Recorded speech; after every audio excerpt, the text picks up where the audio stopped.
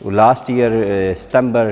21 میں وہ foreign office کے through 46 artefact government of USA نے پاکستان ڈپارٹمنٹ آرکیالوجی کو ہینڈ اوور کیے ہیں، جو کہ اس وقت ہم نے اپنے اسلام آباد میوزیم میں ڈسپلے پہ رکھ دیے ہیں پبلک کے لیے، اور اس میں بڑی یونیک کلیکشنز بھی ہے، اور ایک بہت لارج سکیل بدھا پادا کے فیٹس ہیں گرین شسٹ کے، جبکہ ان کے جو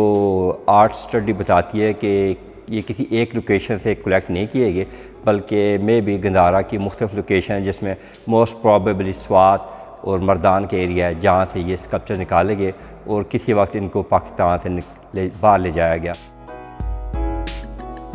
ریسنٹلی ایک نیو یارک میں کرمنل انویسٹیگیشن ایجنسی تھی، انہوں نے انویسٹیگیشن کی تو انہیں پتہ لگا کہ ایک غیر ملکی اس کے پاس کچھ ایسے آرٹیفیکٹس ہیں جن کا تعلق پاکستان کے گندھارا ریجن سے ہے۔ اس میں ریلک کیسکٹس بھی ہیں جن میں بدھسٹ کی ایشز رکھی جاتی تھیں، ٹوائلٹس رہے ہیں جو گریک پیریڈ کی بنی ہوئی ہیں جن پہ گریک سین ڈپکٹ کیے گئے ہیں، اس کے علاوہ اس کے ہیڈ اور بودھی ستواز کے ہیڈ بھی ملتے ہیں ہمیں، اور ان کا موسٹلی زیادہ تر کا تعلق کشان پیریڈ سے ہے جو کہ 3rd-4th سینچری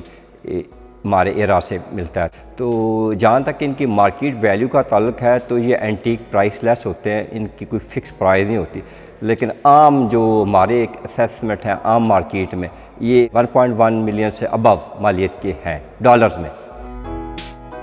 اب اس کی اہمیت یہ ہے ہمارے پاس واپس آنے کے بعد کہ اس میں خاص کر یہ بدھا پادا کے پاؤں آپ جو میری بیک گراؤنڈ پہ دیکھ رہے ہیں اتنے بڑے سائز میں ابھی تک ہمیں پہلے نہیں ملا، ڈسکور ہوا۔